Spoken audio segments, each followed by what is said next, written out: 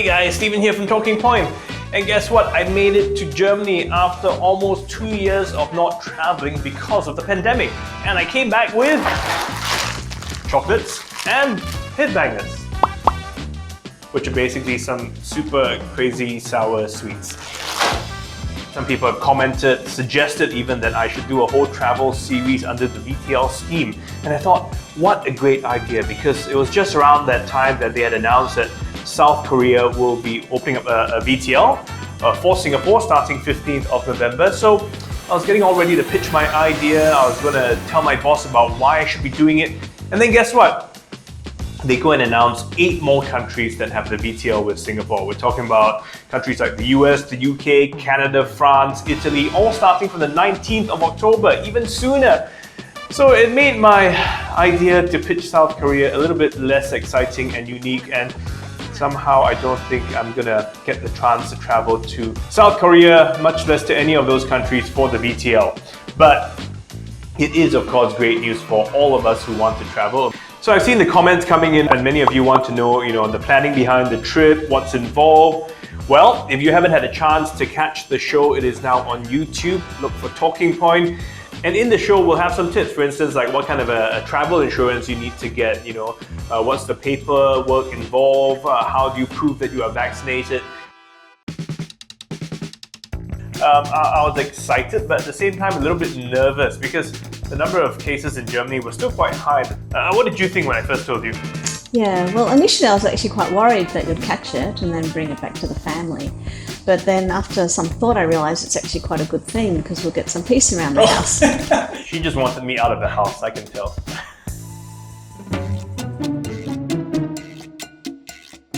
Okay, so let's talk about the flight to Germany. I packed a whole bunch of extra stuff. I mean, look at this. I had brought, N95 masks, a whole bunch of hand sanitizers. The higher the alcohol, the better, I thought. And even on the plane, they give you what is called a care kit.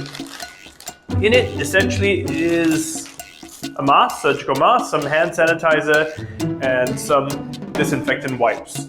While on the plane, the only extra precaution I took was to put on an N95 mask because I thought I'm in a confined space, so I want to be a little bit more protected and wear a thicker mask. Gave me a little flower too, which was made from, if you recognize, this is the batik that is used for their kabaya. So kudos to the SIA crew. So some of you have been asking also about getting around Munich and whether it was challenging. There was no problem getting into anything as long as I could prove that I fit their 3G rule, which means I was either vaccinated, recently recovered, or tested. Where there's a need to wear masks outdoors, of course, as you all know, no mask needed outdoors, but yes, inside buildings. Many people were surprised that I wasn't wearing a mask outdoors. Some people even said it's a bit foolish to do so. When I first took off my mask and I walked around, I felt like, I want to put it back on. But after moving about a little bit, I didn't feel as worried because it seemed like people were making a conscious effort to not get too close to you as well. I made sure that after every encounter or social interaction with someone, I would clean my hands, sanitize them. I made a conscious effort not to touch my face. So I think it's little things like that that will keep each of us safe, and it has to be a personal responsibility. Another question that has popped up asking about whether I need to do swab tests in Germany. So testing in a way is fairly normal in Germany. When we were there, they had the centers available for anyone to walk in and get a test. Otherwise, you could just pick one up from the pharmacy. I think it cost like €1. We did get ourselves tested before visiting this family because they had asked us to test. They wanted to be sure that we were okay, and fair enough, so we did.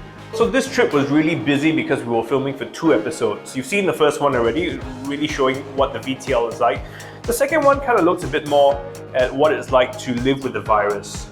Germany has started this process a bit earlier. Hopefully we can pick up a few tips and, who knows, we may not be wearing masks outdoors soon, I hope. It was a really fun experience. I mean, we hired a local crew. We had a local guide, sound man and cameraman. It was lots of exercise as well because we were walking a lot, carrying a lot of the equipment. Among the touristy things that I did, one of them was to attend an ice hockey game. So that was pretty cool. There were about maybe 3,000 people in the stadium. It was indoors, so of course you had to wear a mask. There was no safe distancing as we know it. There was no one saying, okay, sir, please stand 1 meter apart, please do not crowd here. But more or less people knew not to gather in groups. Otherwise, people are asking about other attractions, museums, theatres, cinemas, memorials, everything's pretty much open. In some cases, they do have limitations on the numbers of people that can be in the building at one time. Essentially, they check mainly that you are vaccinated. So let's talk about food, because lots of questions about the food and of course the beer. I did have the beer, I had lots of it, fantastic. Sausages as well, those were the two staple diets.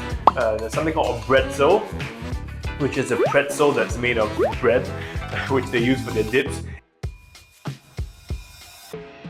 So many of you asked me about insurance coverage and what happens if I get tested positive for COVID-19 prior to my return.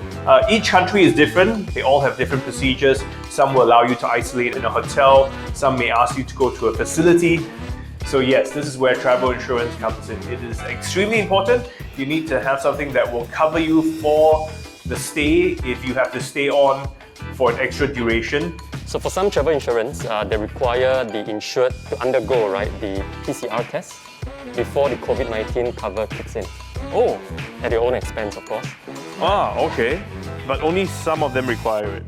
So many people were also asking me about taking the PCR test. They're like, oh my gosh, it's so troublesome and so uncomfortable and so expensive.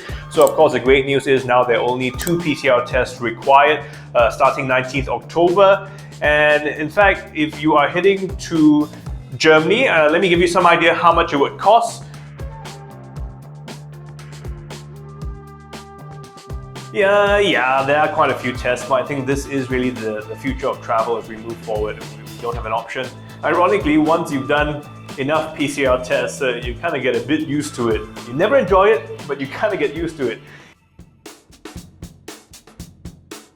So when I first got back from Munich, I was telling my wife, hey, we should take the whole family there. It's a beautiful city. But of course, we know at that time, my son's 11, he's not vaccinated, that wasn't an option. But we now know that has changed, which means that family holiday is once again alive. I'm not quite sure we'll do it yet, to be honest. I'm still a little bit hesitant. Might just wait for him to get vaccinated. After all, I think his birthday's in, 6 months? Oh, 6 months? Better start planning a present. I think the most important thing is if you want to travel during this pandemic, just to make sure you check the rules and regulations that are there because they keep changing all the time. So plan ahead, get options that allow you to be flexible in changing your bookings, your flights, your policies and things like that. So thanks everyone. If you want to catch the full episode of Talking Point, you can find it now on YouTube. But most importantly, join us, subscribe, and we'll keep you updated on just what you can do when you want to take the next holiday.